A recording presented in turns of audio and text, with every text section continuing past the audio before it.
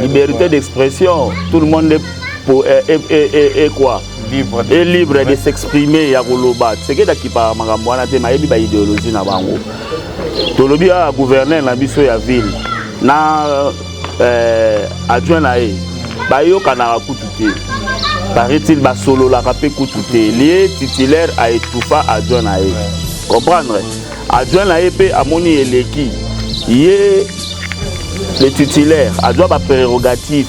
Il y a adjoint, après sango chargé d'affaires, tu fais notre directeur du cabinet. Tu vois comment marche le pays. Il y a un lobby du gouvernement. Et bien, ça a une chance à gouverner à terre. Tu as une chance à gouverner. Slogan.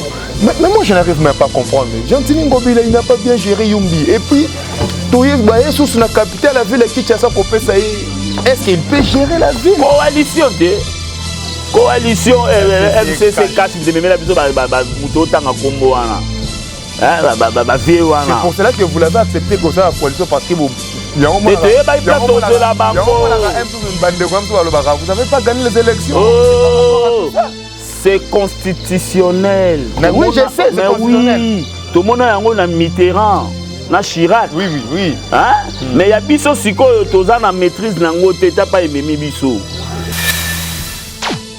Tout ça la coalition, to calé, to intercalé action na yé, to ba mona ka sali l'autre. C'est ça. Mais la carte de coalition il y a aussi des gouverneurs qui travaillent très bien. Et il y a aussi des ministres comme Richard Mouyenge et puis Zoé Kabili travaillent aussi bien à la Tanganyika. Zoé Kabili. Incompétent gouverneur. Incompétent, le gouverneur, là tu viens de citer les noms. Incompétent. Il ne mérite même pas d'être gouverneur dans ce pays. La coalition. Richard Mouyenge. Oui, Richard Mouyenge, ça va.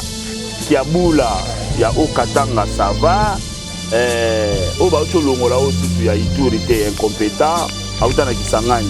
Aramundele, pas pour savoir la médicité. Aramundele. Pas tout n'a pas de à comment Congolais, Mundele, voilà. Ada méticité Mundele. Balobaki Papito Azongi. Mais dans le lobby, naza na prévité parce que na moni image en ka photo. Mais c'est Jonas. Hein, na lobate ki Papito Azongi te. Oka o komate ma pate koué. Babi Moussala, malobele comme ça laissez le temps au temps. Merci. Tika gouvernement. Na belomo. Gouvernement zo bananango. Tshisekedi travaille avec des partenaires stratégiques toyebi bango. Mutalobela mingi Herman Cohen. Alobara nini? Une année, 2 ans, Papito Olima. Papito ça limoi, na circulation politique à RDC. A limoi ne kala. Et puis ko bima kendara Dubaï wana chef ya maison militaire, ya chef de l'état m'tapé ça perdition. Ba signer document et puis avec accompagné avec 4 officiers.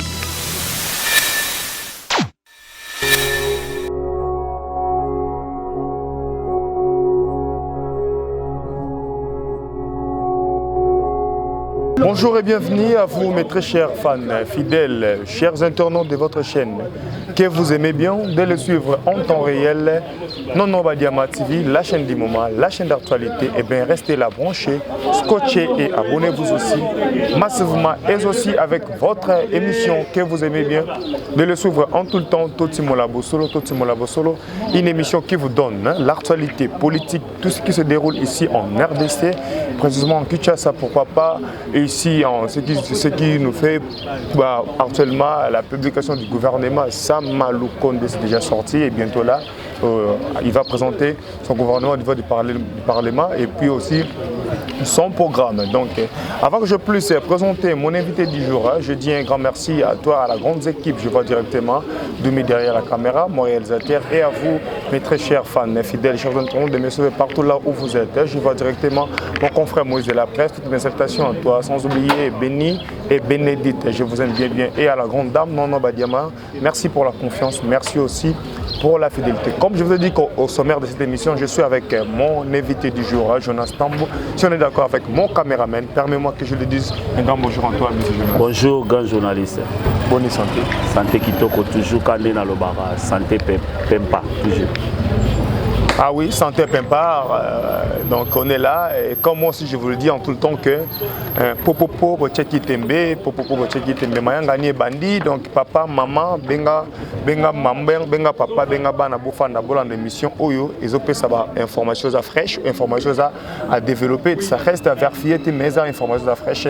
Et je dis un grand merci à mon équipe Costo, merci pour la confiance et je suis avec Messie Jonas. Ah, Monsieur Jonas. Oui, les grands journalistes. Gouvernement et enfin, tous là, gouvernement en place. Donc, nous attendons, il y a Madame. Oui, gouvernement, Bimagi déjà, pas publié qui. Chef de l'État Salagi surprise, Nengeto Bandai Koloba, chef de l'État Bandai Kozongi Sabaliste. Compte tenu première liste, premier ministre a respecté qui quota il y a ma province chef de l'État a rejeté qui première liste. Deuxième liste, chef de l'État a rejeté qui sous. Pourquoi? Parce que le premier ministre a respecté qui quota il y a Banabasité. Il faut Banabasi Bazala plus ou moins 30%. Mais tant que ici et la table chef de l'État a signé, a publié. Le gouvernement déjà Ebima qui est investir bango na parlement nengo ucholo bana introduction na biso. Ok, tout est bien qui finit bien, donc c'est bien, mais aussi ça fait aussi si mal parce que dans notre pays, je n'arrive même pas à comprendre. Congo, mboka leki Congo ezati ngana Congolais mboka za mususte na kana mboka Congo ne grandi na Congo tile na kata Congo. Mais ça passi na kata mboka na biso. Papa mayangane bandia donc to yangane là donc Chalitoyi oyoka mituna biyaneza ya bango. Et là ça la passi na mboka ezani. Gouvernement est plus ou moins 2 mois avant gouvernement bima. Gouvernement zobima te. Mboka ngo boye. Gouvernement bimi. Et ça la agitation aux salema au sein du parlement.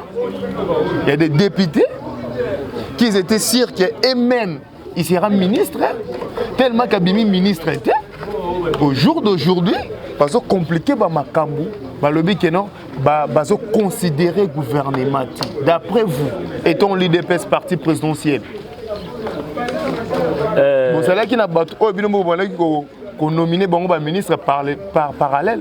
Parce qu'il y avait aussi des gens au sein de l'IDPS. Avec beaucoup de ceux qui ont ministre, mais malheureusement, pas limité.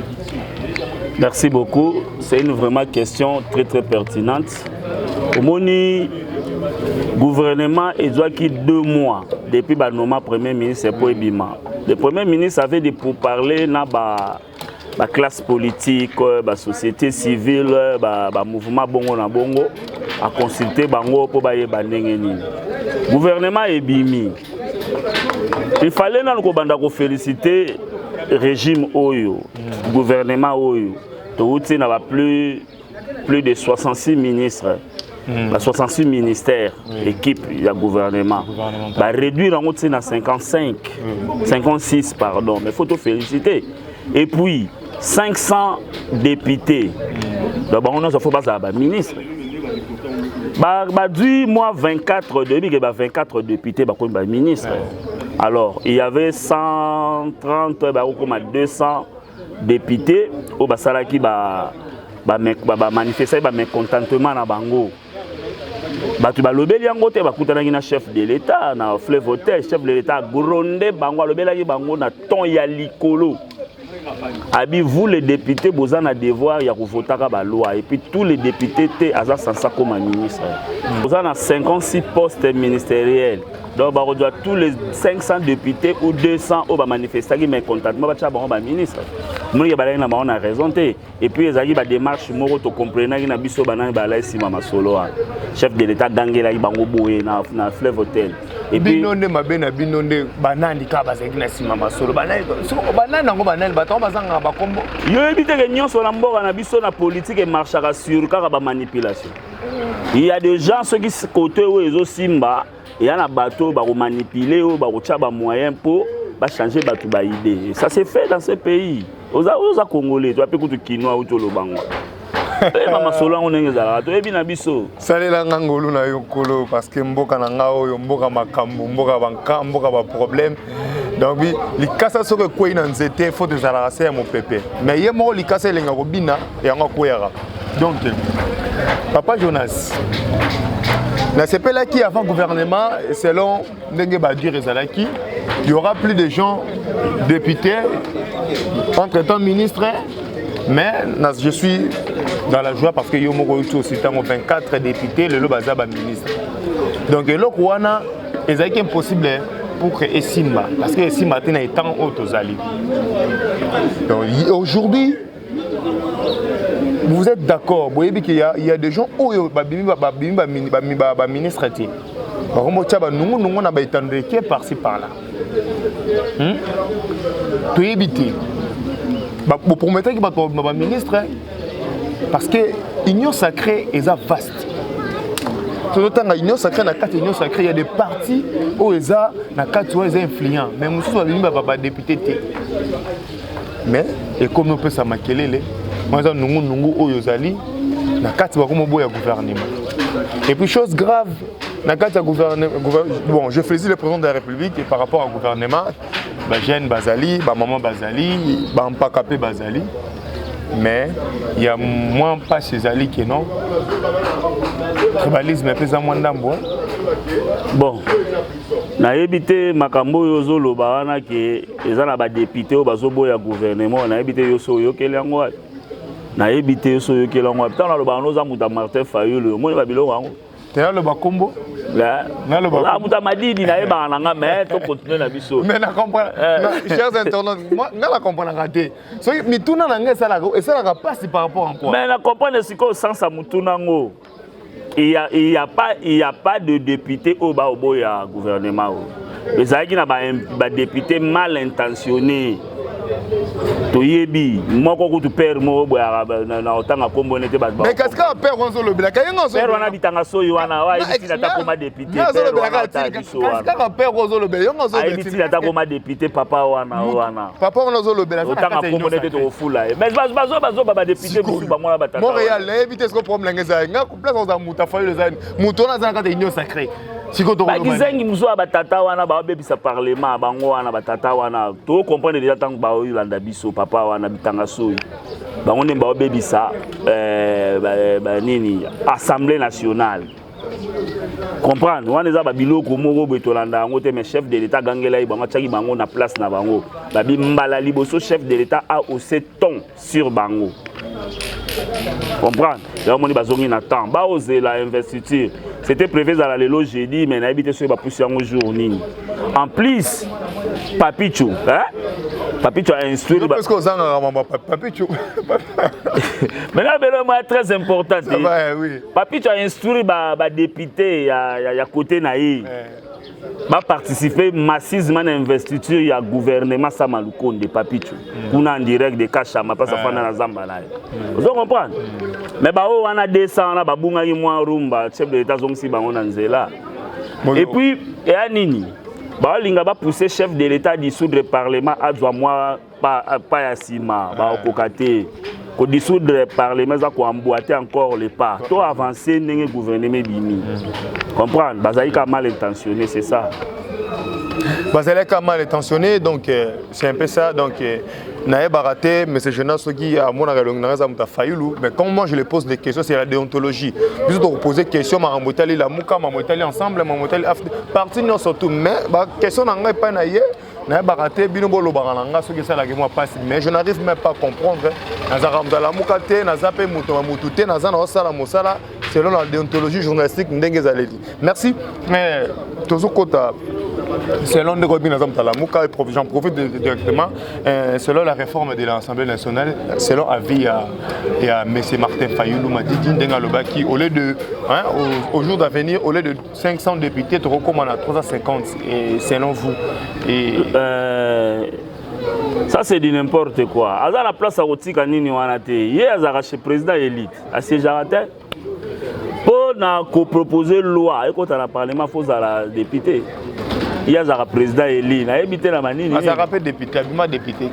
Bon, Abima député provincial, Abima député national, a postulé à la présidence parce qu'il n'était pas sûr.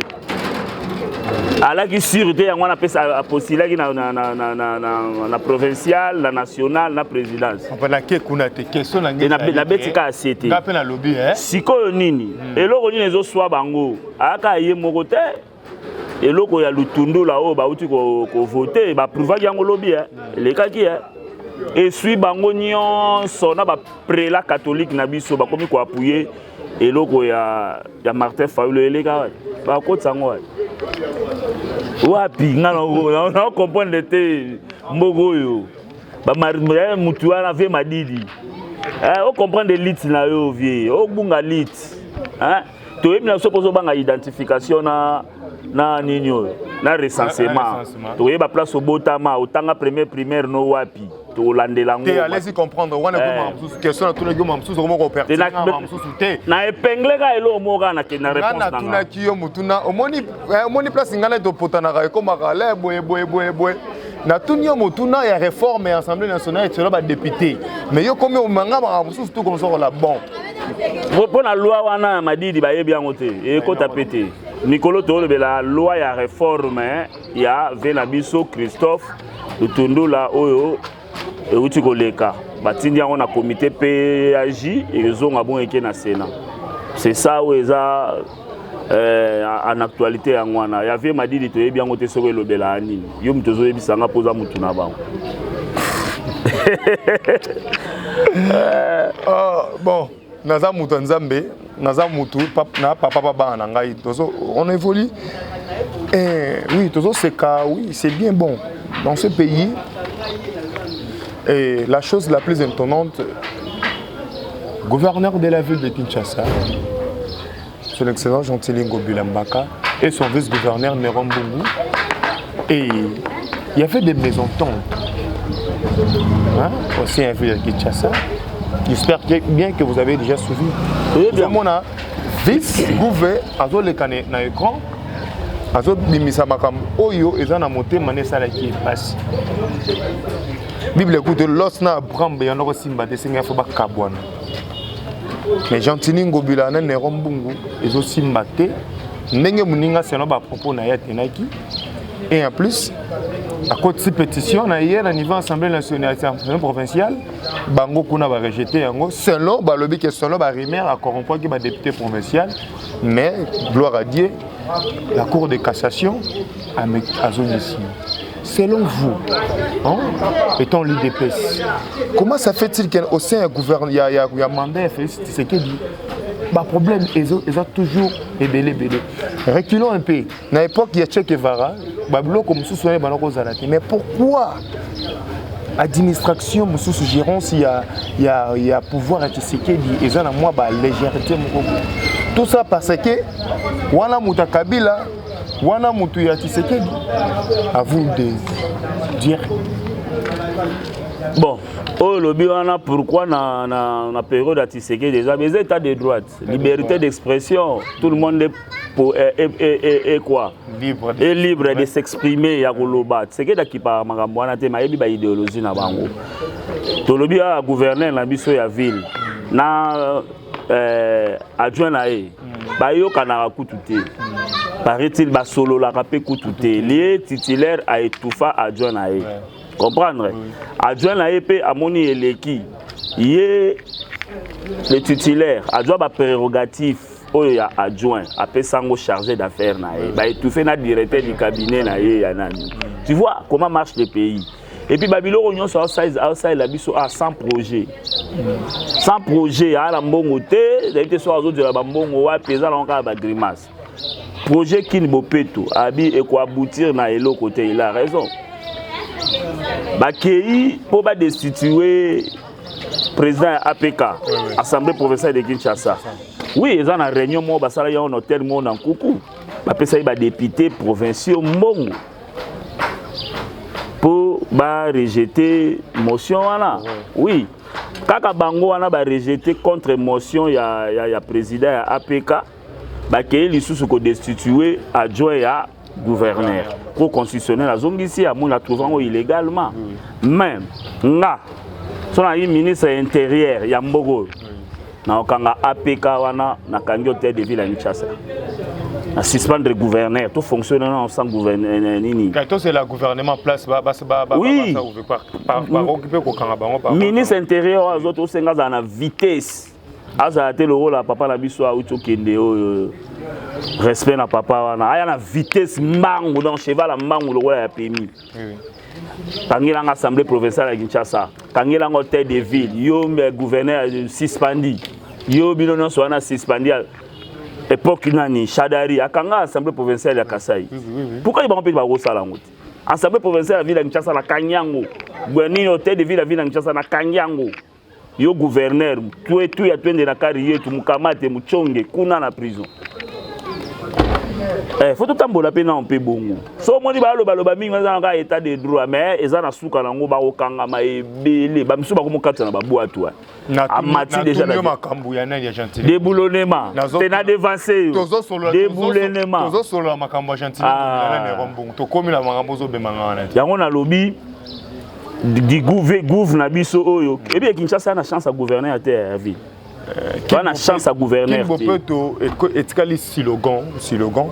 Mais moi, je n'arrive même pas à comprendre. Gentili Ngobila, il n'a pas bien géré Yumbi. Et puis, sous la capitale, la ville qui est-ce qu'il peut gérer la ville? Coalition, FCC cache, mais la biso, c'est pour cela que vous l'avez accepté que ça la coalition parce que vous n'avez pas gagné les élections. C'est constitutionnel. Mais oui, je sais, c'est constitutionnel. Oui, tout le monde a Mitterrand, na Chirac. Oui. Hein? Mais il y a biso siko toza na maîtrise nango teta pas ememi biso. Tout ça la coalition. To calé, to intercalé l'action naïe pour pas mon akasali l'autre. C'est ça. Mais la carte de coalition, il y a aussi des gouverneurs qui travaillent très bien. Il y a aussi des ministres comme Richard Mouyenge et puis Zoé Kabila, ils travaillent aussi bien à la Tanganyika. Zoé Kabila. Incompétent gouverneur. Incompétent, le gouverneur, là tu viens de citer les noms. Incompétent. Il ne mérite même pas d'être gouverneur dans ce pays. Bongo, la coalition. Bongo, Richard Mouyenge. Oui, Richard Mouyenge, ça va. Kiaboula, il y a Okatanga, ça va. Obacho Longola, il y a autorité incompétent. Autana Kisangani. Aramundele, bako ça veut dire la méticité. Aramundele. Faut pas tout na peine ni akoma congolais mundele wala. Aza méticité mundele. Il ne va la chaloupe à Koufara. Allez-y comprendre donc. Sikoyo, tozongi na Kinshasa. Les gouverneurs aussi les plus incompétents de tous les gouverneurs de la République. Je suis libre. Nathalie, comment monter la ville les gouverneurs? Le gouverneur. Sur la Bible, n'a plus rien. Bon, allez-y comprendre.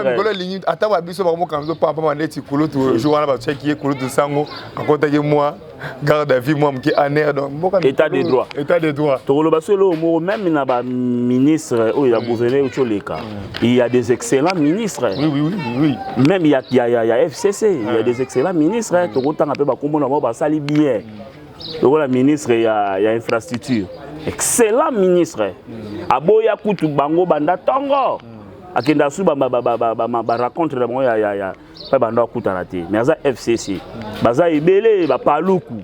Ministre français il peut il y a tout il y a gouvernement tout bima o est-ce qu'ils ngana na mabete selon l'information. Azape babala famille morona président de la République qui ont moni. C'est wana yo mutolobi. Mais ngana yebi ke aza FCC Asali Moussala ne malamu parmi actuel. Oh bah siko na bandi Moussala di mo yebi ndenge mais ça déjà toute biographie ezali non. Comment on a goûté Kimi c'est qui là? Na relaxo bientôt la c'est ça na repose comme on a. C'est assez Aza Nani, Baza beau frère na président de la République. En bord. Oui. Il y a bali en bord. Bon. Soit ça est compétent au casquette tu as besoin de ça et ça na ngelo soit ça compétent c'est ça c'est pas normal mutuna pas kana batuna yo pas le logo comme ministre ça na kanyo ça batno ko chat chef de l'état c'est normal ça na bateau faire tia pour que ma bezalati Pius Mabilu excellent ministre FCC malgré tout ba comment na union sacrée hein Pius Mabilu excellent ministre FCC baza ebele moi ebele oyebi que le ministre ya nani ya finance c'est un compétent ministre mais ce qu'on a ce qu'on a maïlé ba manipuler na FCC ça pas tout sous to bimisa mbongo poto futa ba soda ya kale to sala mbongo poto so bimisa mbongo poto sala be ya kale tout ça pour ba tomboka contre chef de l'État mais azama ele sele wana soki sele c'est un intellectuel compétent ministre HDI banate baba mshaza tata za bana mikolo yo ba c'est jeune né comprenez papa chez les HDI banate maman muké parce que TV papa maman muké donc TV za radio T hein TV za radio T donc oui to so beta ma solo ya mboka to tuna mais tuna to ça a besoin biano parce que on a lu les choses dans ces pays c'est pas si bien to so mona ba problème par-ci par-là la rata mboka eza malamu te oui moi c'est en bas ko so ba fandi zo simbate ba kamwana Nerombungu na gouverneur Gentilin Ngobila et Simbaté.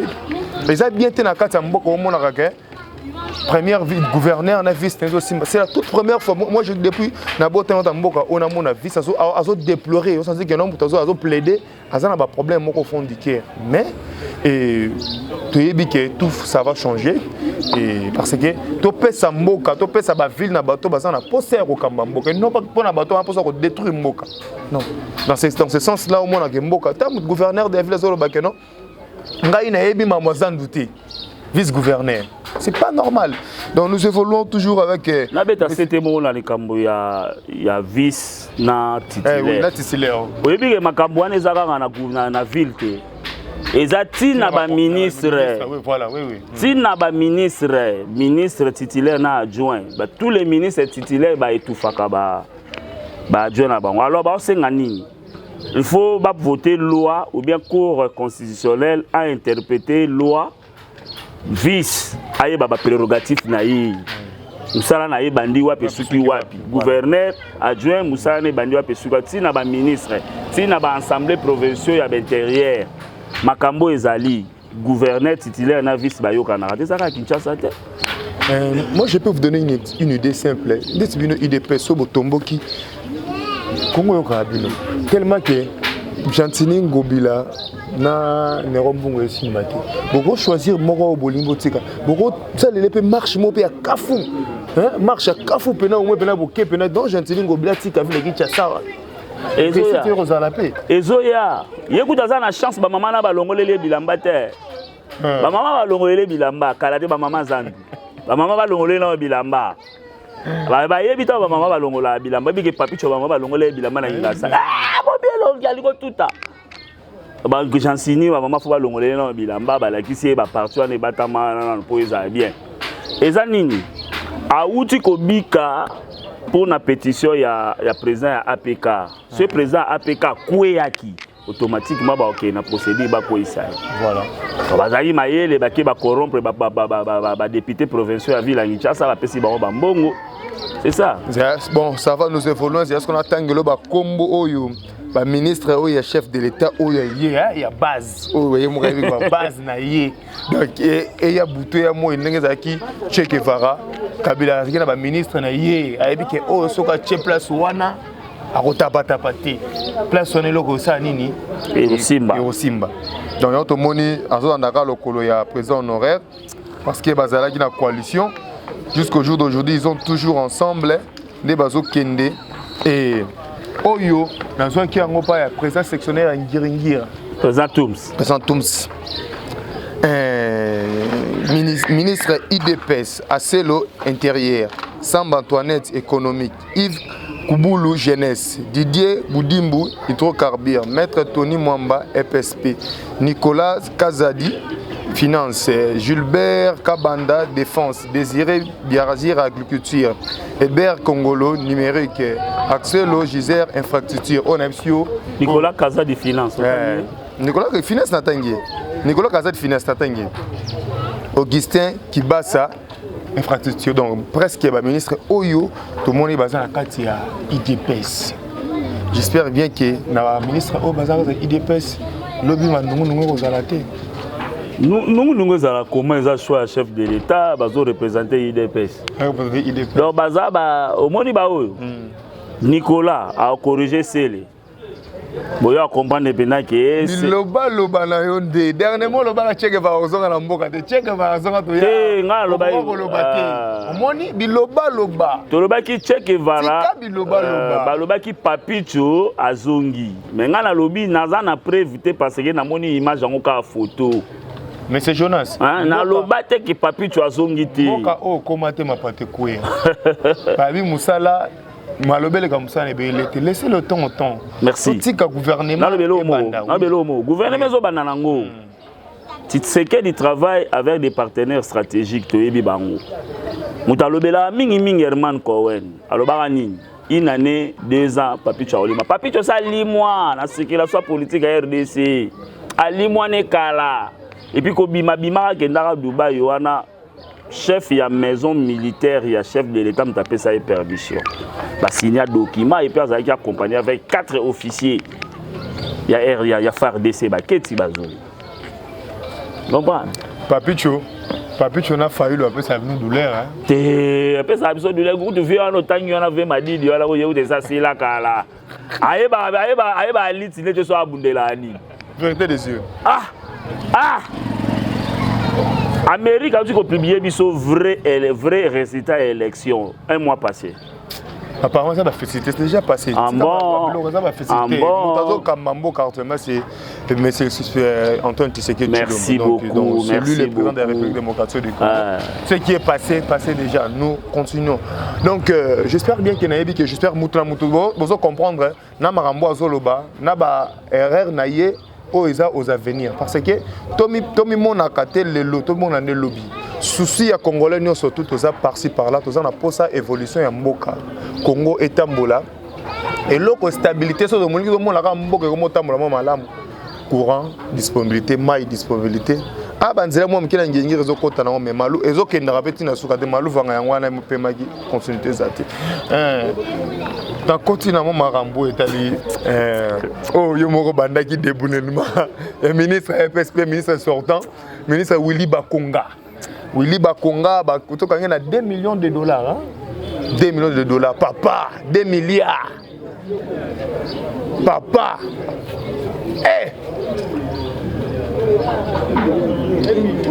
nazoye bate batu wana bazana mitema o nga nazana ngoto o batu bazana ngo comment 2 millions en espèces pour que nango wapi pour ça nango nini tandis que c'est pour cela que bon mona que gratuité ezoko marché te suite ya babiloko wana ba détournement ya ba fonds. Donc, batu ya boyenere bazaka na mitema te. Vous appelez na bana. Professeur vous allez appeler na Dialanda, na école biso zotanga metama ngamozo sala. Ngana ta mopanzi sango. Papa Jonas maloba mboka na yo. Monsieur Willy Bakonga, ministre de l'FSP sortant. Détournement et puis barimona ki bazoki na Brazzaville. Selon vous, et que combattant IDP sa fandi web so zanga 1000 francs. Et puis gratuité nungu kitamata. Méchant. 2 millions de dollars. Méchant au Savanate et puis abimi na moyen nini. Je yango de likambu. Na abimi na boîte. Na nage Jean-Marc Kabundo za prophète. Maître nageur. Déboulonnement. Abimi na nage. Comprendre et pas côté en avion. Parce que j'ai moi l'accès au nagette. Quand vous grand mettre l'accès au nager. Cassité. Abaki les belé ba nager. Les belé ba nager. Maître nageur et c'est bango. Ba katisi bo ya nager amati pe avion. Embarquer pe. Ba comprendre que débarquement mais c'est tu descends, tu n'as pas le droit de voyager. On a bien. Papa, bien dit Moutangila. Katuka bianza baluba balubaka. Azana Brazzaville. Et c'est nganini.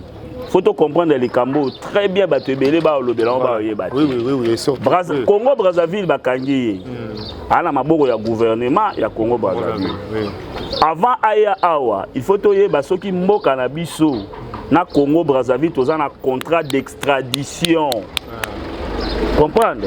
Si tu signes un contrat d'extradition, bazongisa ye surtout signé contrat d'extradition te dommage tomona on a moulele oui général Munene pardon bakanga na Congo Brazzaville basenga ye awa ya te faut signer contrat d'extradition nde bazongisa biso yi oui comprends eloko wana ma photo comprendre ça très important azana maboko ya Congo Brazzaville avant azonga awa faut balandela toza na contrat d'extradition aller ba extrader bazongisa ye ko sala prison en plus ba numéro 1 ya des jeunes. En tout cas, il faut pas bongisa la sécurité, ba mai, mikolo ucho leka sécurité zaki partout, bat bada ko bimati. Mais tout comment comprendre des soute batu ba komo bima en fait, comme sunini. Zela kintu ke ça na ba kena ba penser par. Baba bima nzela ngamanzo. Zela soyi ya nini? Zela ngamanzo kuna. Abimi ya corrompre bepi babi a se déguiser ki na mwasi. Moi sokaika moi 300. Atie benda kabelo, atie ba raboté, ba nini, alati liputa abimi. Maintenant, encore une banane à Congo Brazzaville, bien costume, dit, mais si tu descends, tu n'as pas le droit de voyager. Hey, tu y as tourné la carrière, tu m'as maté, on est anini, hey, mbongo, tala mbongo, demi. Mais tu as peut-être? Mbongo, moi, 400 ans d'époque, il n'y a pas pichot. Ah oui, là, ah ouais, bébé, ah ouais, bazong sangote, bakanga, généralement, ah non, 400 ans, bakanga, maison gâtée. Donc, et l'autre te expliquer bientôt, il y a ministre, Konga. Oh, il y a tout ça la poto na gratuité. Balinga qui était gratuité ici, mais le chef de l'État a déterminé avec les nouveaux ministres et enseignement primaire et secondaire, affaires techniques, pardon, SPT. Mais c'est Tony Mwaba. Tony Mwaba ndaza parmi bateaux ba évoquer ka liboso ba bimisaka Willy Bakonga na poisa. Comprendre? Il est ministre oh yeba que gratuité qui est na 8e ezaka 2e secondaire. Comprendre? Makambu pende zali équipe ba Willy Bakonga wana bazebele. Bazebele na ba vena so ba bateau balata ba sultani to tanga ba komona bango te. Bango nyonso wana ba croque à jambe na gratuité de l'enseignement. Comprendre? C'est un problème là, faire la soutane. Tu n'as pas comporté dans le lobby, peut falloir que la soutane. Bon, on peut la dire magie. La lobby n'a pas la soutane. Peut falloir que la soutane. Vous voyez, on peut la soutane. On la lobby n'a pas la précisé. Vena biso ne moi n'enseigne pas la soutane. Mais si on va concerner, on va yebi avec des cols fictifs. Mais ceux qui sont concernés, bah yebi, bah moi on a des cols fictifs. Catholique. Na catholique. École fictif, il y a catholique et alliés bimi. Donc on sera balinga qui gratuité simbate. Vena biso a dirigé catholique et RDCA, comment est à nani? Nani Fridolin. Fridolin il y a un moment où moi tonga banda ko ezate na mbonga ba parents ko ya nani. Yo legela yeke mosengo tonga ngana na faux moment. Bazoka balade batonga ba parler to lo bango vérité. Ça rappelle na mbongo na. Ah na mbongo te papa, na mbongo te. Ah na mbongo. Ai la faux moment. Ai na moment où gratuité de l'enseignement chef de l'État télémeli yango, même ba mbongo ba futa ba para ba futa pona ba enseignant na charge. Ezate amona moya tonga ba parler ezati. Donc azo boulé to bundisaka gratuité on peut simbati. Ai na faux moment. Et puis parmi ba cardinal ba leka na mboko, je m'en fous, je vais dire ça. Incompétent cardinal. Nana otuna est mboka o pe ba ko komela ta popete kuna pape. Hein, pope en anglais, ba komela pape, ba pesa ye ba action ya mutuna sala ka ezo mériter ta ofingisa catholique. Ya mona prêtre mo ya katanga répondre soka sali ka ba action ba répondre mba mo. Ya mama ko voiler souté, photo lo ba ngo vérité. Comprendre? Ba prélat catholique wana bato ba bundisi gratuité de l'enseignement et zabango. Oyebi kama utako leka posa gi moment moto sa gi mission to oyebi ke bango babomba nanyo na nini ya 5 ans. Babiloko zoloba, est-ce que ça ba preuve? Ba retourna avec preuve ça tangible. Babiloko zoloba carte, ça ba preuve. Tout le monde a yebi. Ben na bino est-ce que ba IDPS bozaka biloba lo. Ba bomba Kalev na quartier général à 5 ans. Dossier Kalev est ndeni. Mais Kalev va les 5, les 3. Yemo ka sengaki poursuite linanga o bosenga inga mandat d'armée botika na roya. Aoya répondre les 5. Aoya. Na minute amukyo misaka makambo belé. Maintenant on peut sur la vérité ndenge mboke marché. O mboke marché. Oyebi ke IDPS ezalaka ils ont la partie de sécurité à Liboso Mboko. Satellite à Mboko, c'est l'IDPS. 38 ans d'élite, 38 ans d'élite. Il y a aussi la satellite à Mboko, information, Moussous, nous chargé de sécurité, chef de l'État, mais l'IDPS tout ça. Ça va, est-ce que vous avez cette émission pour une personne qui a merci beaucoup. Pour tout le monde, pour venir mes alliés.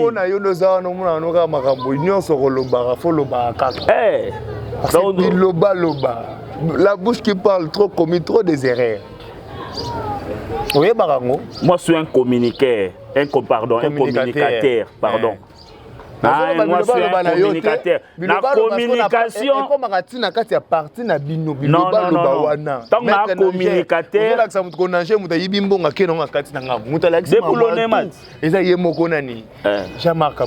Excusez-moi, toi aussi, ça nous lobby. En tant que communicateur, il faut voler tout. Il y a des salaires. Pour y la question na bakisi to lobby.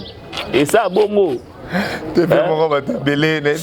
Excusez, ce qui va comme Kati Sabouena Babouatou, c'est-à-dire déboulonnement.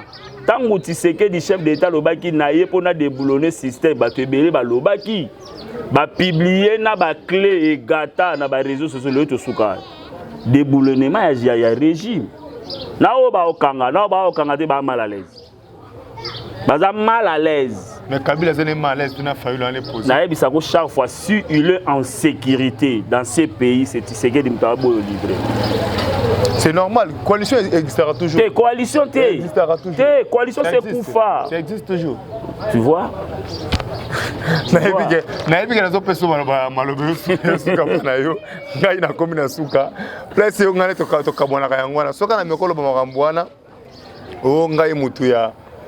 Yanani, il y avait Martin Faye. Allez-y comprendre.